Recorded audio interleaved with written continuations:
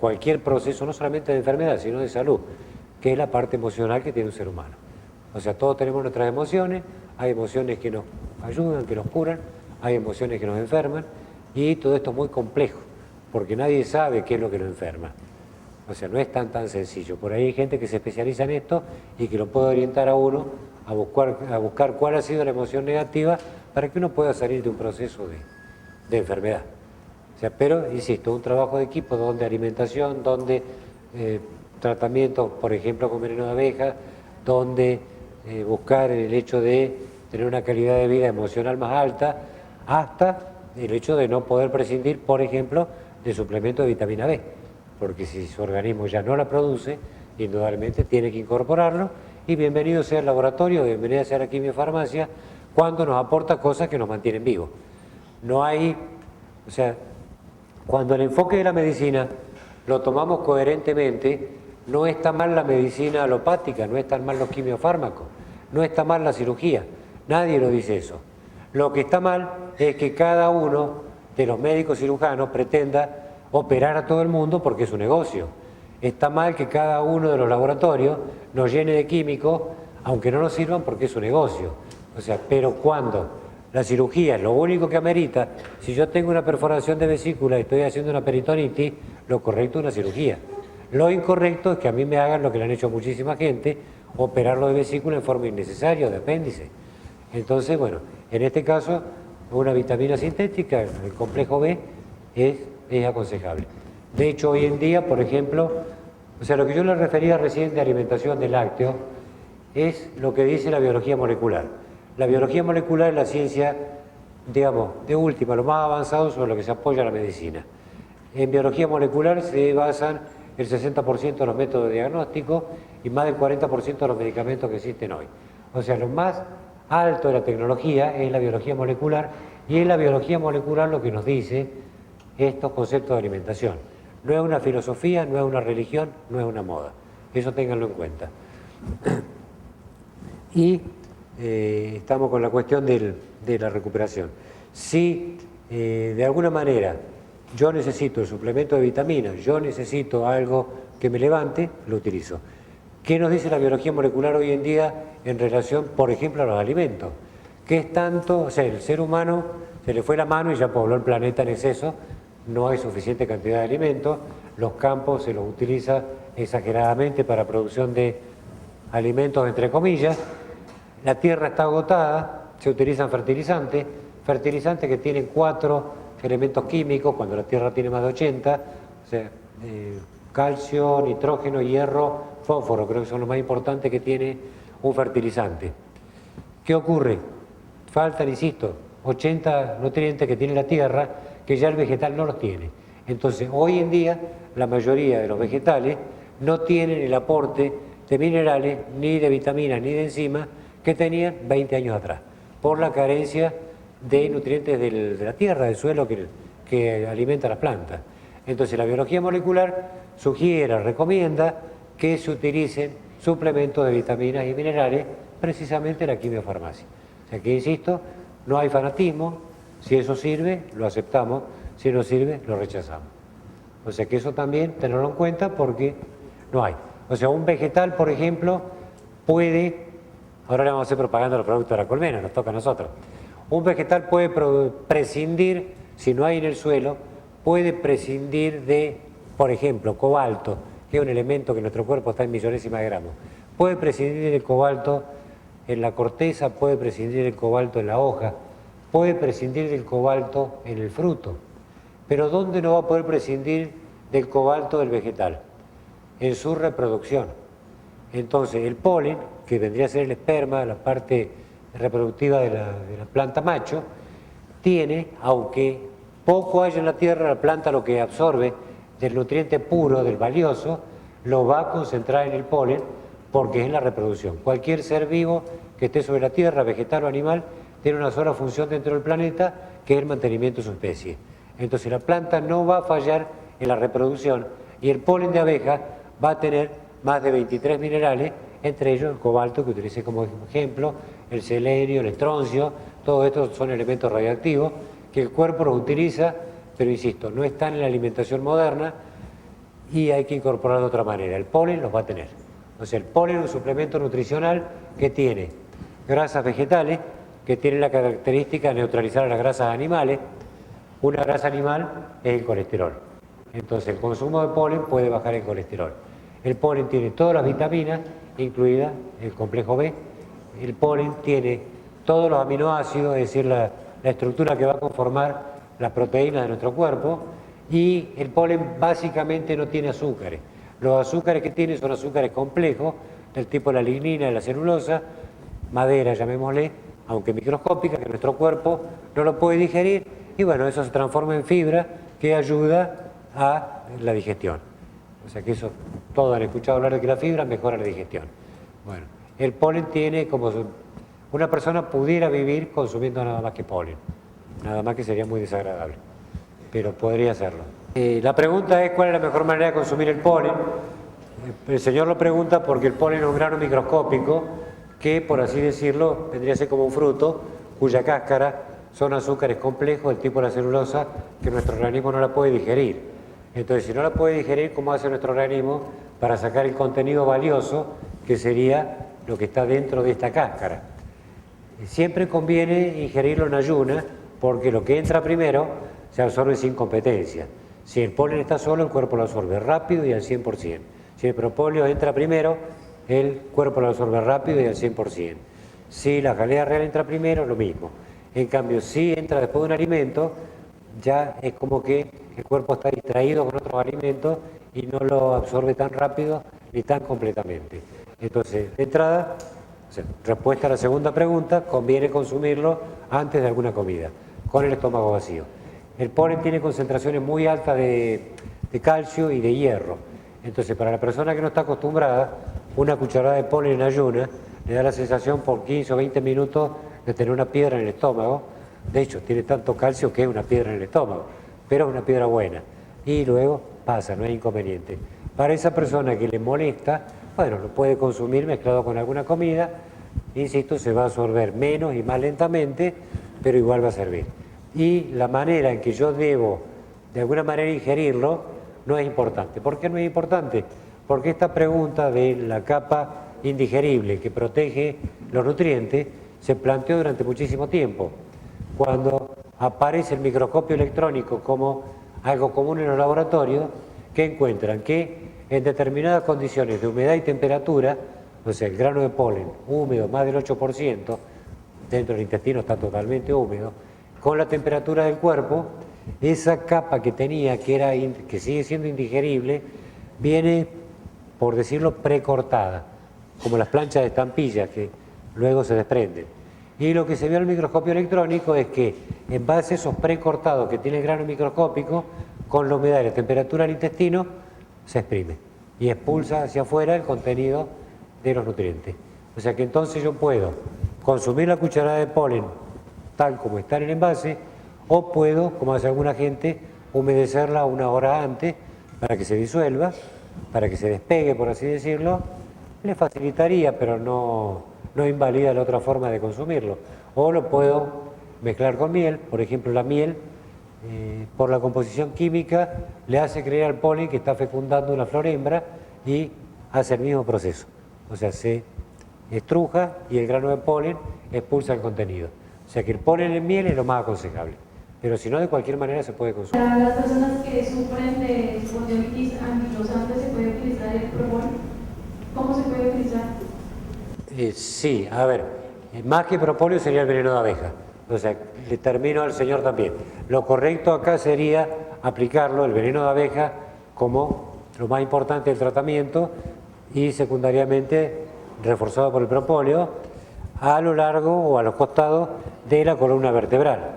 O sea, ya sea en varias picaduras o en microinyecciones, aplicado a ambos costados de la columna vertebral como para que trabaje localmente. Y, digamos, un tratamiento con veneno de abeja en general se lo aconseja día por medio. Y bueno, día por medio porque el efecto del veneno está durando entre 48 o 72 horas. Ahora bien, si yo tuviera una enfermedad de este tipo, probablemente empezaría a hacer el tratamiento diariamente. Y de acuerdo a la evolución sí lo haría día por medio. Y si tengo una recuperación que era lo que yo esperaba, o sea, una recuperación que era lo que yo esperaba, implica, dicho en otras palabras, no esperar milagros, ¿no? Entonces, bueno, en ese caso, cuando yo estoy teniendo los resultados positivos que pudiera esperar, puedo pasarlo día por medio o tratamiento semanal como mantenimiento. Pero en el arranque conviene que sea diario o cada 48 horas.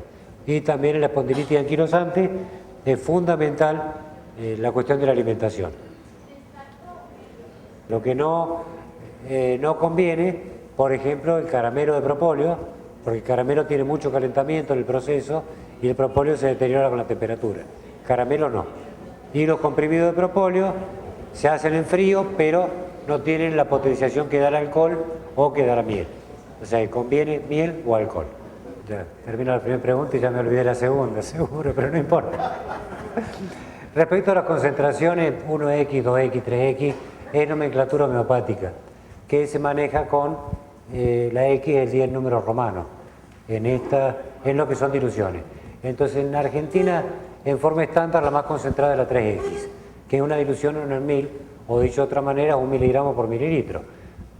No aporta gran cosa el hecho de que me diga 3X o 1 miligramo por mililitro. Sé que es la más concentrada. Entonces, ¿qué ocurre? Yo trabajo con la más concentrada, 3X. ¿Por qué? Porque yo tengo la idea, o sea, como dicen en Argentina, cada maestrito con su librito, de que esto sería como si mi carro no tiene batería y necesito que me lo empuje alguien. Si me lo empuja uno, va a costar, pero probablemente arranque. Si me lo empujan 2, va a arrancar más rápido. Ahora, si me lo empujan 10, salgo volando. La concentración más alta sería eso. Los resultados a corto plazo con una concentración baja, por ejemplo, 6X, hay gente que utiliza 6X que es 1 en 1.000.000. Es una dilución tan baja que yo personalmente lo utilizo para la prueba de alergia. Los alergistas lo utilizan para la prueba de alergia. No tiene capacidad terapéutica. Pero uno ve que la respuesta sintomática del paciente es muy similar a la de 3X, que era más concentrada. Entonces adentro está la pregunta, ¿qué pasa acá? ¿Es la cantidad de veneno que hay en la inyección que yo coloco o es que ese veneno solamente es un mensajero que le dice al cuerpo que haga algo? Esa es la pregunta.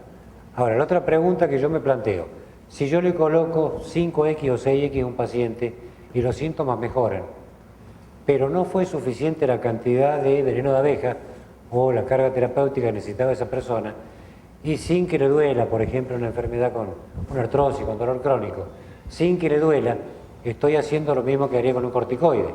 Es decir, tapo los síntomas, pero dentro de 10 años la persona me va a decir, doctor, no me dolió nada en estos 10 años, pero me hice un estudio y no tengo más hueso. Entonces, claro, ante esa expectativa, yo prefiero utilizarla más concentrada. ¿Qué ocurre? El veneno de abeja, al menos en elaboración en la Argentina, no es de lo más barato, aunque no es caro, y si estamos hablando de que cada dilución es un 0, digamos uno de 10 en 10, indudablemente una 4X debería valer, no digamos 10 veces menos que una 3X, pero por lo menos la mitad, y eso lleva por el tipo de manejo de la pitoxina, que en Argentina lo maneja el médico, porque el paciente no puede encargar a un laboratorio un frasco, hay que encargar mucho para bajar los costos. Entonces, bueno, mucha gente se maneja con eso, pero las concentraciones, insisto, yo me manejo con la más alta, he trabajado con pacientes que he pedido al laboratorio que me haga 2X, o sea, la concentración ya es 1 en 100, que equivale terapéuticamente a 60 picaduras, más o menos. Es mucho veneno, pero ¿qué pasa? Eran pacientes con cánceres muy avanzados o pacientes con esclerosis múltiple que necesitaban esa sobrecarga. Y esos pacientes tuvieron una respuesta muy notable en relación a lo que era el 3X. Entonces, la dosis, insisto que cada uno de acuerdo a su escuela va a ser la que aplique. No digo que esté mal aplicar diluciones muy altas, digo que yo no lo hago, pero bueno, no hay un cuestionamiento con esto. Insisto que el veneno de alguna manera es un mensajero que le dice al cuerpo que haga algo, que eso es importante. Ahí entramos en un problema muy marcado, es decir, gente que adultera, que falsifica, hubo siempre, en todos lados, y la va a seguir habiendo. Por lo que me comentan los amigos, varios que tengo en Colombia la falsificación de miel es una costumbre mucho más frecuente que en Argentina, por ejemplo. Entonces, bueno, ¿qué ocurre ahí? Y ahí es un trabajito muy lento donde el apicultor tiene que defender su producto, donde el apicultor tiene que hablar orgullosamente en todos lados de la miel y sobre todo el apicultor tiene que consumir miel. Pero el apicultor argentino no consume miel. Entonces la gente dice, como vos la producís, la vendés. Bueno, está bien, probablemente los narcos no consuman cocaína, o no sé, o el que cría vacas no se coma todas las vacas. Pero si el apicultor está con el consumo y la propaganda de esto, y está hablando, porque siempre sale el tema, ah, sí que usted trabaja con abejas, sí, yo trabajo con abejas, por suerte, porque la miel es lo más sano que hay, es mejor que el azúcar común. Como comentario, entonces la gente le pregunta, ya tenemos un elemento capacitante que es fundamental.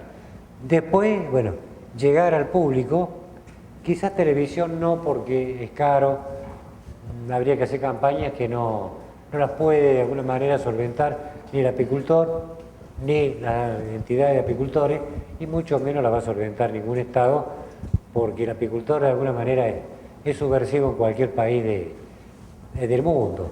¿Por qué? Porque es una actividad independiente, cuenta propista, porque muchos trabajan en negro, no pagan impuestos, estamos ahí, estamos y no estamos los apicultores. Entonces los gobiernos nunca nos quieren, no somos votos cautivos, entonces no podemos contar con los gobiernos.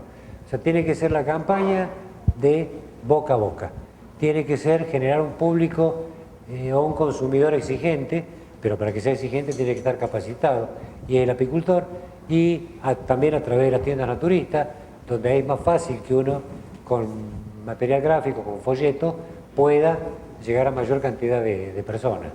Y bueno, si se puede, de alguna manera, eventos de este tipo, o todo lo que sea en relación alrededor de la apicultura, darle promoción y bueno, cada uno llevar o desparramar la información. Porque otra es como que no hay. Hay países, por ejemplo Uruguay, que tiene una cultura en relación a lo que son los productos de la colmena, muy alta, pero bueno, tienen si se quiere, una trayectoria.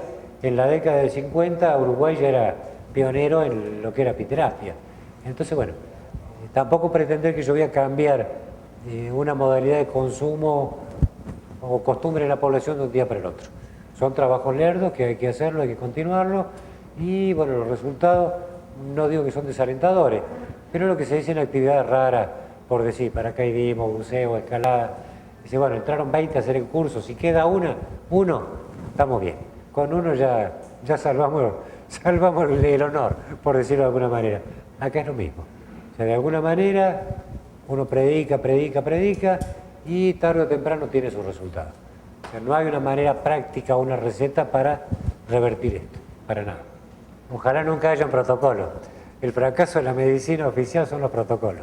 No se puede estandarizar o poner todo dentro del mismo corral, por así decirlo. Entonces yo no puedo equiparar a todas las personas que tengan artrosis de rodilla o todos los que tengan esclerosis múltiple. Cada uno, o sea, van a tener distintas edades, distintos tamaños, distintas experiencias de vida, o sea, va a ser muy distinto. Entonces, ¿qué es lo que acá prevalece? Y acá prevalece lo que antiguamente se enseñaba en las universidades de Argentina, supongo que de todo el mundo. Lo más importante que hay en un tratamiento es la relación médico-paciente. O sea, sentarse y estar con el paciente el tiempo que el paciente necesita. Si son 40 minutos, si es 1 hora y media, será 1 hora y media. Pero no los 6 minutos que tiene promedio una consulta en Argentina. Entonces, bueno, ahí yo voy haciendo mi protocolo para esa persona, no para otra. ¿Por qué? Porque, insisto, incluso la sensibilidad al veneno de abeja, la respuesta que puede tener una persona es distinta a la que tiene otra. Entonces no hay un protocolo, espero que nunca lo haya, y bueno, lo que se intenta protocolizar es muy difícil. Es como sumar, no sé, chancho con trigo, ¿no? La cuenta no va a dar nunca. Para el niño que está en crecimiento, lo indicado es el polen, porque le va a aportar el calcio, los fijadores de calcio, le va a aportar hierro, le va a aportar todo lo que necesite para su nutrición. Entonces, en ese caso sería el polen. Ahora bien, los productos de la colmena tienen una característica, que es que si yo, por ejemplo, sumo, en general, si sumo un medicamento a otro, si sumo una comida a otra, estoy sumando. Cuando en el caso de los productos de la colmena, yo sumo propóleo al polen, lo que recibo como respuesta es una multiplicación. O sea, nunca se suman, sino que se multiplican. Cuando yo doy, por ejemplo, la mezcla de, por decirlo lo más clásico, la miel que se utiliza para disolver la calidad real, el propóleo y el polen, una mezcla, entonces yo estoy poniendo 4 productos de la colmena que no se van a sumar en mi cuerpo, sino que se van a multiplicar, y esto me permite bajar dosis. Y de hecho estoy cubriendo todo el espectro. O sea, con eso lo estoy cubriendo nutrición, estoy cubriendo sistema inmunitario, estoy cubriendo terapéutica, estoy cubriendo salud o enfermedad. O sea, y en el caso de cualquier problema puntual de salud, o sea, por ejemplo, lo que te plantea, una gastritis, sería el propóleo. ¿Por qué? Porque el propóleo, aún con alcohol, aún el propóleo alcohólico, en primer lugar, es anestésico de mucosa. ¿Qué me implica que sea anestésico? Que el ardor o el dolor que yo tengo en el estómago se va a calmar 3 minutos después de haberlo consumido. Primero voy a sentir el ardor, pero después el ardor en 3 minutos se anestesia. Esto es importante porque el que tiene gastritis sabe que está con mucho hambre, pero con el primer bocado el cuerpo lo rechaza. ¿Por qué? Porque el estómago está lastimado. Entonces rechaza el alimento para que no le aumente la lastimadura, aunque lo necesite. ¿Qué ocurre? Cuando esa mucosa está anestesiada, ya el estómago no me rechaza la comida y la persona con gastritis puede comer bien. O sea, pero lo primero es calidad de vida. Me anestesia el ardor o el dolor. Lo segundo es que el propóleo y la miel, si está sumado con miel mejor, es un cicatrizante de primerísima línea. O sea, los dos van a cicatrizar porque una gastritis es una lastimadura interna, van a cicatrizar esa lastimadura. Y en el caso de que hoy le echan la culpa al pobre Helicobacterium pylori, que es responsable de toda la gastritis, úlcera, cáncer de estómago, responsable, no sé, de la mala política del gobierno, le echan la culpa de todos los pobres Helicobacterium pylori. Supongamos que fuera tan responsable de algo, tanto el propóleo como la miel son antibióticos específicos contra el Helicobacterium pylori. O sea que los dos lo esterilizan el estómago. Como otro efecto más, quizá el más importante a largo plazo, es que el propóleo baja la cantidad de ácido que fabrica el estómago. Es decir, no baja el nivel de acidez que es necesario para hacer la digestión, sino que baja la cantidad. Ese estómago empieza a fabricar menos ácido y obviamente a producir menos daño con la gastritis. En la gastritis lo ideal sería consumirlo antes de cada comida. O sea, 3 o 4 veces al día. Bueno, si no como, igual lo consumo 3 o 4 veces al día como para ir haciendo una terapéutica correcta. Y, o sea, hasta ahí llegamos con la gastritis. El reflujo ya es una cuestión mecánica. Es decir, la válvula que cierra la comunicación de estómago-esófago no cierra bien porque existe una hernia, llamémosle, y mientras yo estoy parado no hay inconveniente porque no sube contra la gravedad. Pero cuando yo me acuesto, al estar horizontal, sí, el jugo del estómago llega y me puede quemar hasta la boca, que ya es una quemadura química de la calidad de vida bastante deplorable porque uno está siempre con la garganta lastimada, y eso se soluciona, primero, no pasando mucho tiempo sin comer. Es decir, yo no paso 5 o 6 horas sin echar algún alimento en mi estómago. Segundo, comiendo poquito a cada rato. O sea, la práctica sería nunca estómago vacío, nunca estómago lleno. Y el tercer factor, que implicaría no gastar plata, seguimos con el tratamiento barato, es levantar un poco la cabecera de la cama. Es decir, yo coloco un ladrillo, por ejemplo, 5 centímetros en la pata de la cabecera, en vez de estar mi cuerpo horizontal, está levemente levantado y ya no sube el contenido del estómago cuando yo estoy acostado. En internet, o sea, incluso con toda una historia de un monje, de un convento, que se curó el cáncer con una mezcla de sábila o aloe, de miel y whisky o algo con alcohol como conservante. En realidad, si bien es cierto que el aloe, la sábila es muy bueno, no le vamos a atribuir propiedades que pueda curar un cáncer. La miel es muy buena, pero no va a poder curar un cáncer, y el whisky no tendrá nada que ver con el cáncer, pero debe ser rico, ¿no? Es un conservante. Es más que nada, por así decirlo, en internet se utiliza algo que sea amigable a mi oído para que la gente lo difunda, pero no tiene ningún asidero y no he conocido gente que se haya curado, que haya mejorado con esto, habiendo conocido mucha gente que lo ha utilizado, ¿no? Porque va a ayudar al efecto terapéutico, va a ayudar como conservante también. Lo que pasa es que bueno, hay que tener en cuenta que cuando una persona hace algo completamente convencida de que ese algo le va a ayudar, tiene una respuesta terapéutica positiva porque está convencido de que va a andar bien.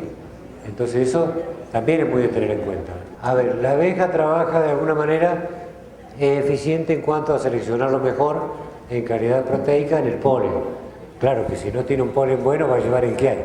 Eso no hay ninguna duda, no se va a dejar morir de hambre porque el polen que hay en la zona no tiene capacidad proteica, va a llevar lo que hay. Ahora, la producción de veneno va a ser al todo o nada, se llama en medicina. Es decir, si falta algo es nada y si está todo es todo.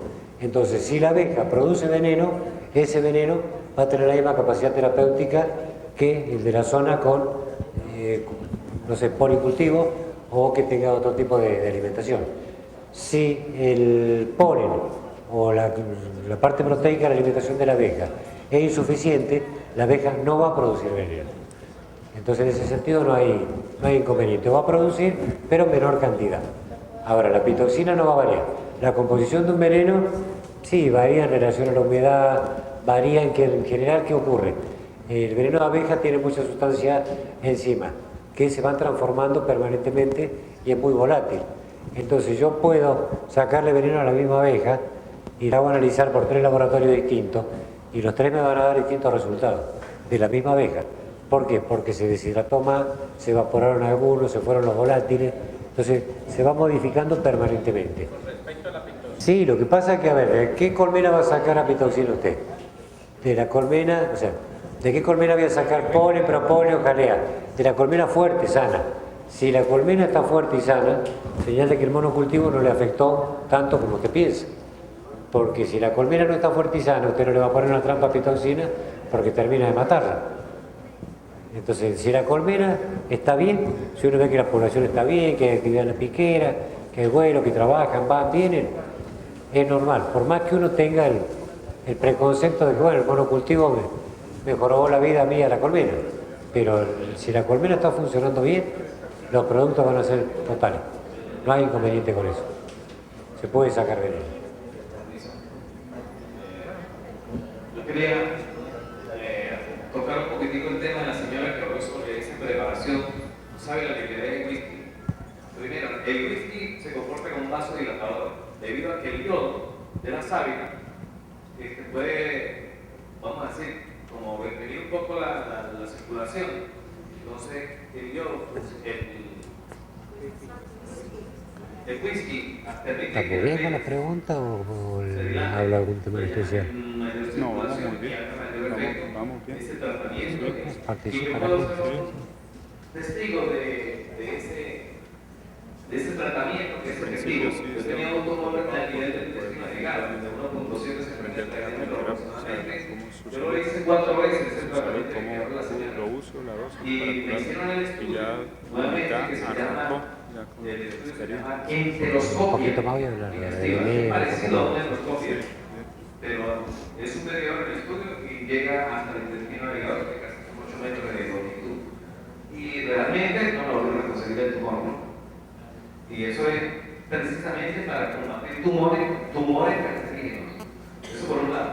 Otra cosita, aclararle al amigo que la pitoxina es apitoxina, sea producida por un cultivo mono o por múltiples, que diga de múltiples variedades de plantaciones de flora, exactamente de flora. Y lo otro que quería era hacer una pregunta al amigo más concreta sobre lo que venimos a tratar, que es digamos, la dosificación de la pitoxina.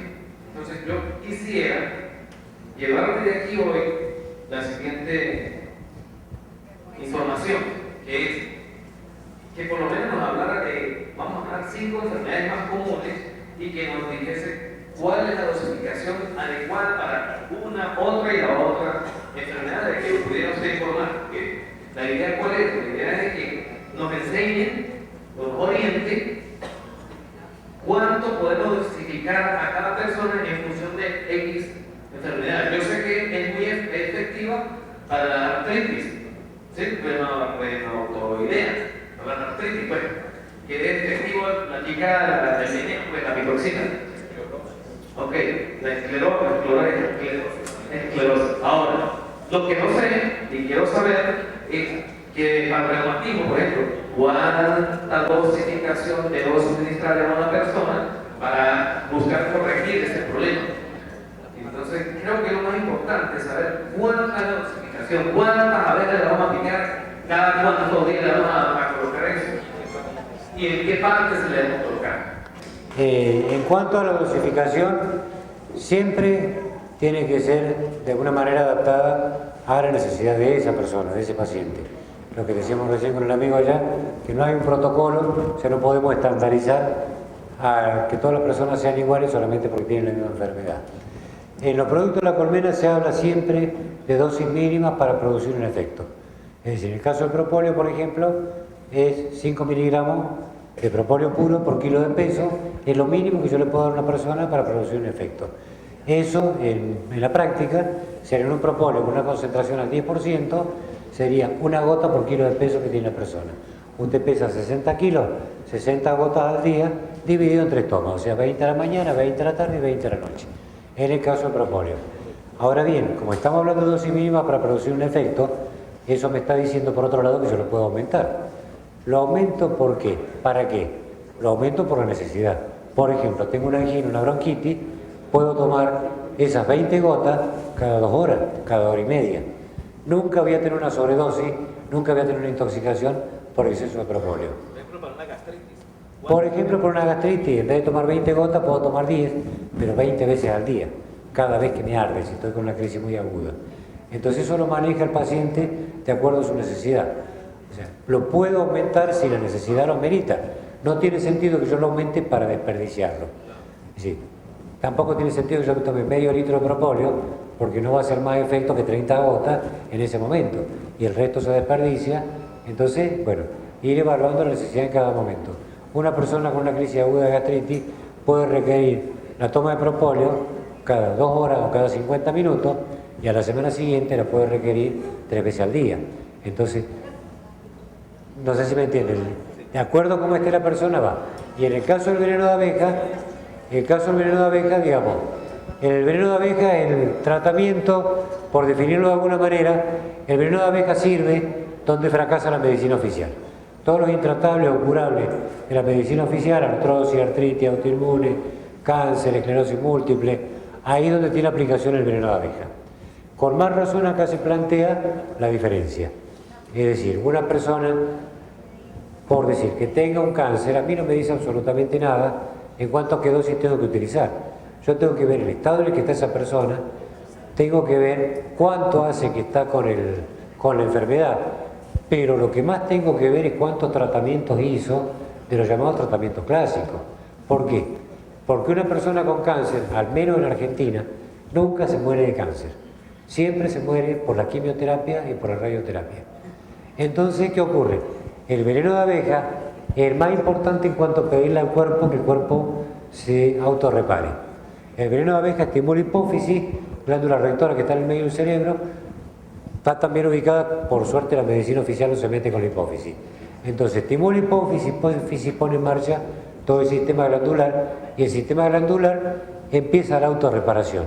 Ahora bien, si yo tengo una persona con un cáncer muy avanzado, que yo la estoy viendo que esa persona está quemada por la quimio y por los rayos, cuando yo le doy la dosis normal de veneno de abeja, el veneno de abeja le va a pedir tanta energía a ese cuerpo que no la tiene, que lo maté. Sin sufrimiento, pero lo maté. Entonces, el protocolo o el estandarizar la dosis de acuerdo a la enfermedad no me sirve. Realmente no me sirve. Y yo he tenido, por ejemplo, una paciente, que la tengo siempre como ejemplo, una mujer joven de 42 años con un tumor de 14 centímetros en el cerebro, y bueno, en la primera consulta se estableció una muy buena relación con la paciente y ella salió convencida de que lo que tenía en la cabeza en definitiva no era nada importante. Perfectamente convencida de eso salió esa mujer. 45 días después, que lo redondeó a los 50 días, me llama por teléfono porque era muy lejos donde... O sea, yo viajo mucho en mi país. Me llama por teléfono para decirme, doctor, me hice la resonancia y el tumor se redujo al 80%. El oncólogo me dio de alta. Bueno, sigo con la paciente, Entonces, 6 meses después, cuando el tumor ya prácticamente no quedaba nada, yo le expliqué a esa paciente. Le digo, señora, el tratamiento con veneno de abeja, con uña de gato peruano, porque es un tratamiento con varios medicamentos, va a producir lo que a usted se le produjo en 6 meses, no en 50 días. Entonces, ¿por qué se achicó en 50 días? Porque usted estaba convencida de que no tenía nada. Que es lo mismo que pasa con la sábila, el aloe. Cuando uno está convencido, llega a curarse. Entonces, volvemos otra vez que el protocolo es inexistente. Porque el que va, o sea, uno recibe 20 pacientes, por decir, y de esos 20 pacientes, 18 funcionan exactamente igual, que vienen a que el médico le resuelva su problema de salud. Doctora, ¿hay algo bueno para la artrosis? Doctora, ¿hay algo bueno para el cáncer? Esa persona que está buscando como si fuera un repuesto para el carro, va a tener mejoría, pero nunca va a tener una curación. Mientras que el otro que viene y dice, doctor, ¿cómo podemos hacer para que yo me saque de encima mi enfermedad? ¿Cómo la puedo pelear? Que está buscando que uno le indique cómo cambiar su estado de enfermedad por estado de salud, ese sí va a encontrar una respuesta. O puede decir, bueno, me hago una inyección semanal como mantenimiento. Entonces no hay una cuestión así de decir, bueno, ¿cuánto? ¿Con qué frecuencia? Sí hay los mínimos, insisto. Lo mínimo que se puede inyectar a una persona de veneno de abeja es la concentración más alta, es medio centímetro cúbico día por medio, cada 48 horas. ¿Y ese medio centímetro cúbico equivale a cuántas picaduras, por ejemplo? A ver, desde el punto de vista del laboratorio puro, equivale a una picadura. En cuanto a la respuesta terapéutica que uno ve, o sea, digamos, apicultor, con muchas picaduras arriba, que compara lo que es la inyección de veneno de abeja, tiene una evaluación bastante clara después de más de 30.000 picaduras con la abeja de combate que tenía yo. Equivale más o menos entre 12, 15, 18 picaduras de acuerdo a el tipo de veneno. Es decir, la alimentación de la abeja modifica, sí es cierto, la estructura del veneno, y ahí no es lo mismo un veneno en mi país con las 4 estaciones, un veneno extraído en invierno, en primavera o en verano. Cambia totalmente. Pero en promedio está entre 15 y 18 picaduras. Es una respuesta, cualquier organismo reacciona muy enérgicamente con esto y bueno, tiene que empezar a mejorar. Ahora bien, eso es lo mínimo. ¿Cuál es lo máximo? Lo máximo sería un frasco de 10 centímetros cúbicos, son 18 frascos lo que da principio a la dosis tóxica, o sea que estaríamos hablando de 180 centímetros cúbicos de veneno de abeja inyectado para, no, 180 no, 1.800.000, para empezar a tener una reacción, no, 180 centímetros cúbicos, para empezar a tener una reacción tóxica, empezar a tener. O sea, es imposible llegar a la dosis tóxica media con veneno de abeja. Entonces, ¿qué es lo que se hace? No hay protocolo. Se arranca con el medio centímetro cúbico estándar